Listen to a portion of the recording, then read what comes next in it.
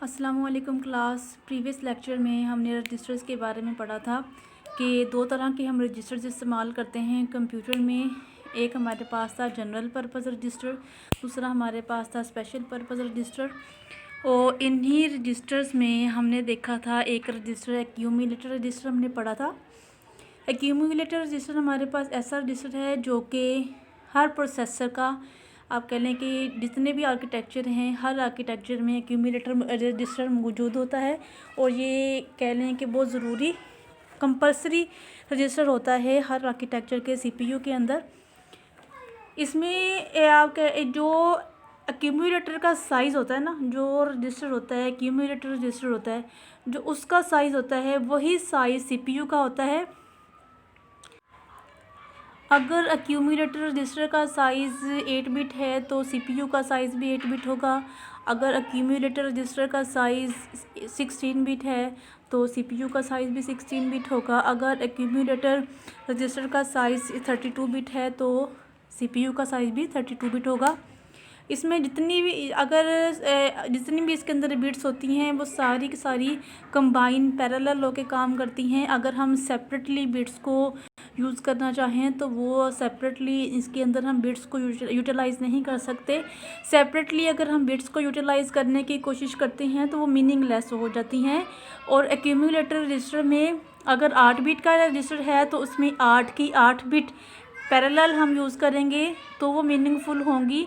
अगर 8 बिट्स में एक बिट या 2 बिट जो है हम इंडिपेंडेंटली तौर पर यूज़ करना चाहें तो वो नहीं हो सकती।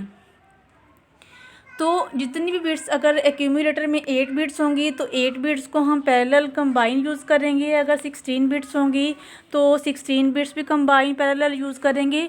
अगर 32 बिट्स होंगी तो 32 बिट्स को भी कंबाइन हम पैरेलल इस्तेमाल करेंगे। दूसरा हमारे पास रजिस्टर था पॉइंट रजिस्टर, इंडेक्स रजिस्टर और बेस रजिस्टर। ये आप कह लें कि तीनों का तकरीबन एक ही काम होता है।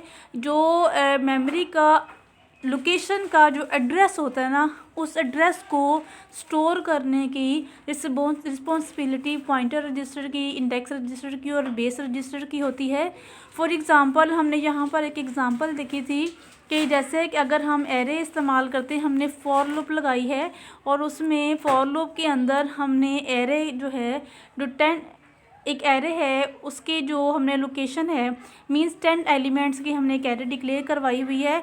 उस एरे के अंदर जितने भी एलिमेंट्स हैं हम उसको एग्जीक्यूट करवाना चाहते हैं। तो वो जो हमने एरे डिक्लेयर करवाई है उसके जो इंडेक्सेस होंगे, सपोज़ जैसे हमने कहा C++ पढ़ी थी तो C++ में हमने देखा था कि जो एरे हम डिक्लेयर करवाते हैं उसका स्टार्टिंग एड्रेस हमेशा 0 होता है। तो अगर सपोज़ हमने एक एरे डिक्लेयर करवाई, ये है हमारे पास एक एरे, इसमें हमारे पास नंबर 1, नंबर 2, नंबर 3, ये तो हमारे पास डाटा एलिमेंट्स हैं। और इसका जो स्टार्टिंग एड्रेस है वो 0 है, 1 है और 2 है।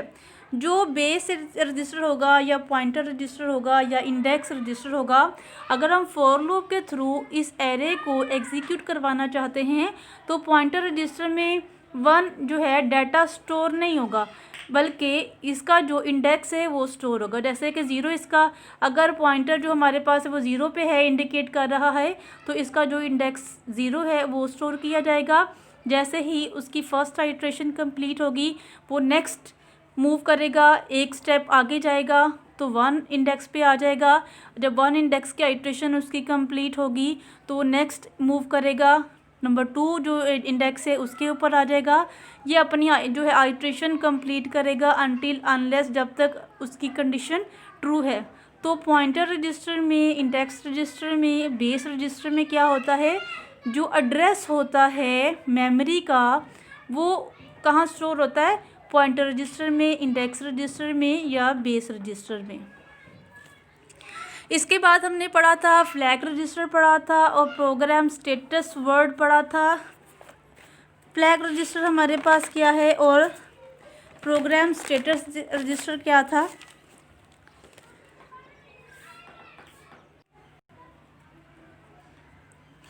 फ्लैग रजिस्टर हमारे पास जो था जितनी भी इसके अंदर बिट्स होती हैं वो इंडिपेंडेंटली काम करती हैं। इंडिपेंडेंटली काम करने का मतलब है, फॉर एग्जांपल अगर 16 बिट्स का ये रजिस्टर है तो 16 बिट्स जो होंगी वो सारी की सारी नंबर 1 बिट अलग काम करेगी, नंबर 2 बिट अलग काम करेगी, नंबर 3 बिट अलग काम करेगी।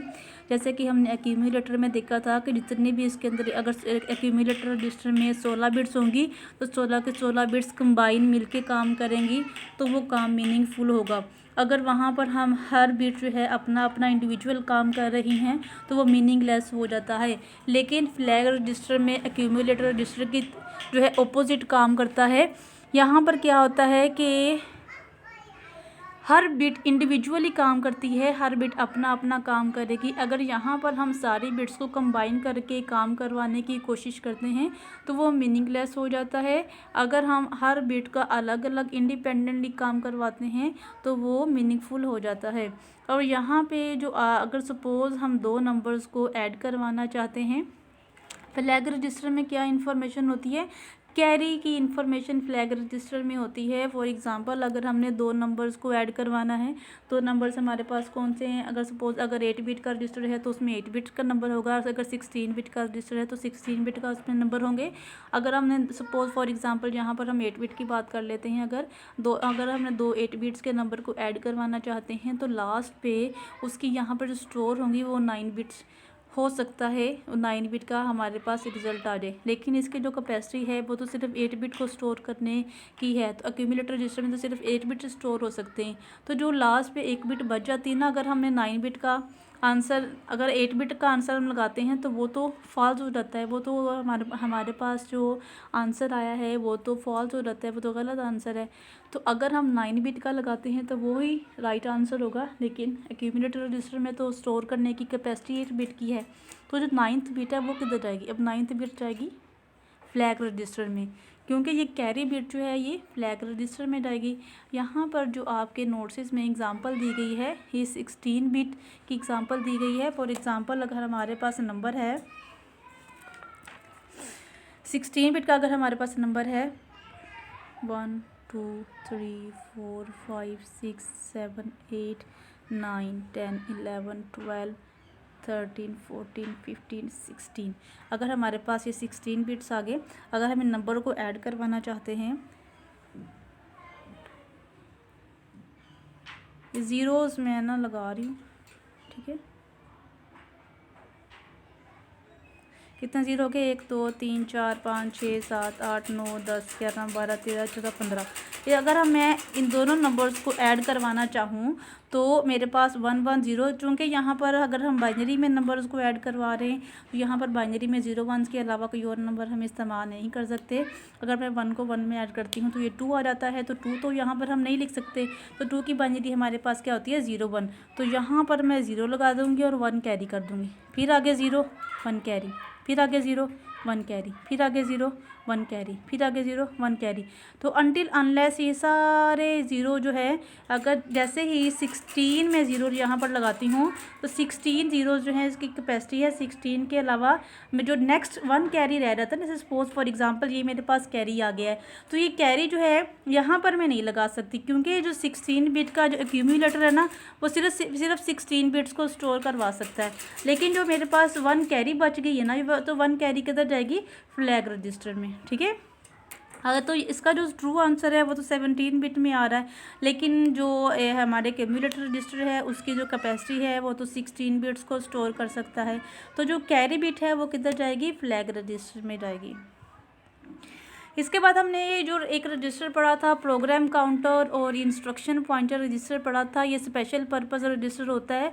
प्रोग्राम काउंटर और इंस्ट्रक्शन पॉइंटर ऐसा रजिस्टर होता है जिसमें जो नेक्स्ट इंस्ट्रक्शन एग्जीक्यूट होनी होती है उसका एड्रेस यहाँ पर स्टोर होता है। मैं दोबारा बता देती हूँ, प्रोग्राम काउंटर और इंस्ट्रक्शन पॉइंटर हमारे पास स्पेशल पर्पस रजिस्टर होता है।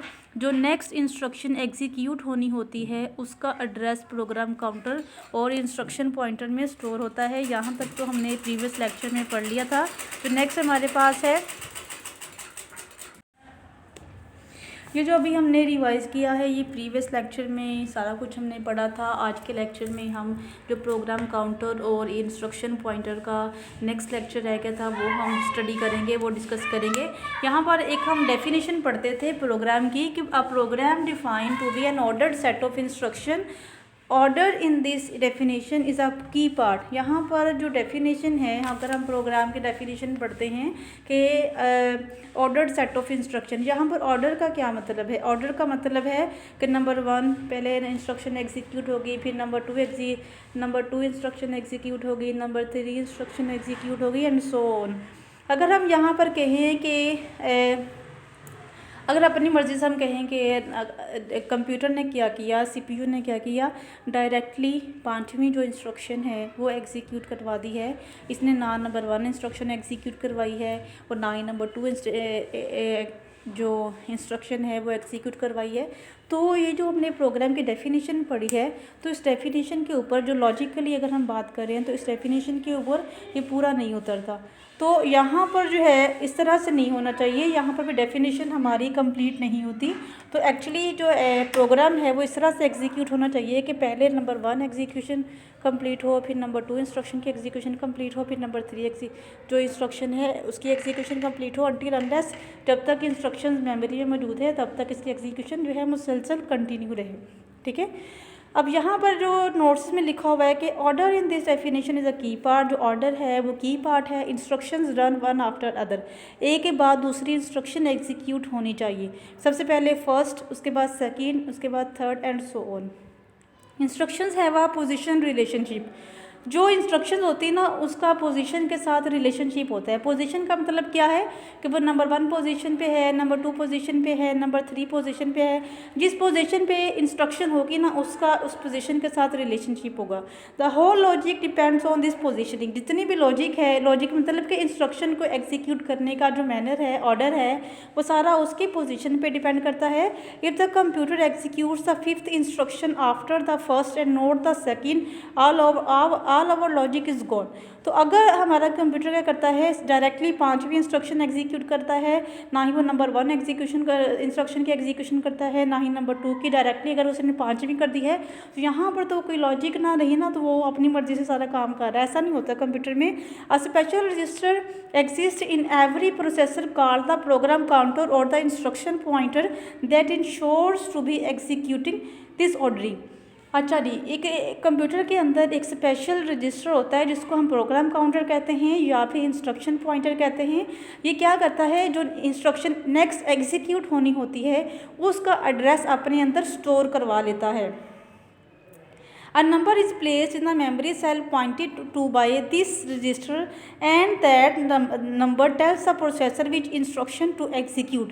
जो नंबर्स मेमोरी का जो सेल का जो एड्रेस होता है ना वो एड्रेस इस प्रोग्राम काउंटर में या इंस्ट्रक्शन पॉइंटर के अंदर स्टोर करवा दिया जाता है। फिर प्रोसेसर को पता चल जाता है कि मैंने कौन सी इंस्ट्रक्शन, इसकी जो फिलहाल जो इंस्ट्रक्शन एग्जीक्यूट हो रही होती है उसके बाद किस इंस्ट्रक्शन को एग्जीक्यूट करना है, वहाँ से सीपीयू को पता चल जाता है। किसके थ्रू? प्रोग्राम काउंटर के थ्रू। फॉर एग्जांपल अगर हम यहाँ पर एग्जांपल लेते हैं कि एक हमारे पास एड्रेस है 0xEA, वहाँ पर जो डाटा पड़ा हुआ है 255 और 152 वहाँ पर डाटा मौजूद है। अगर हम कह लें कि for the processor 152 might be the add instruction, अगर हम कह लें कि जो 152 है वो ऐड इंस्ट्रक्शन है। 152 का मतलब है इंस्ट्रक्शन को ऐड करवाना। Just this one number tell it that it has to add. ये एक नंबर जो है ना ये बताता है कंप्यूटर को add operation, where its operands are and where to store the result. फिर सीपीयू को पता चल जाता है कि अगर मैं सीपीयू को बताती हूँ कि 152, तो सीपीयू को पता चल गया कि मैंने ऐड ऑपरेशन करना है, इसके ऑपरेंड्स मुझे कहाँ से मिलेंगे और इसका जो रिज़ल्ट होगा ना वो मैंने कहाँ स्टोर करवाना है। This number is called the operand are and where ये जो नंबर है इसको हम कहते हैं ऑप कोड। ये जो 152 नंबर है ना, फॉर एग्जांपल ये हमारे पास है ऑप कोड। ऑप कोड कैसे है? ऑप कोड का मतलब होता है ऑपरेशन कोड, ऑपरेशन कोड। ठीक है, ऑपरेशन कोड। ये जो हमारे पास 152 नंबर है इसको हम कहते हैं ऑपरेशन कोड। अच्छा जी, जो आपका नेक्स्ट लेक्चर है ना, इसी को आगे हम कंटिन्यू करेंगे नेक्स्ट लेक्चर में। तब तक इस लेक्चर को अच्छी तरह से रिवाइज़ कीजिएगा। अगर किसी पॉइंट के समय नहीं लगी तो आप मुझसे पूछ लीजिएगा। अपना ख्याल रखिएगा, दुआ में याद रखिएगा। टेक केयर, अल्लाह हाफिज़।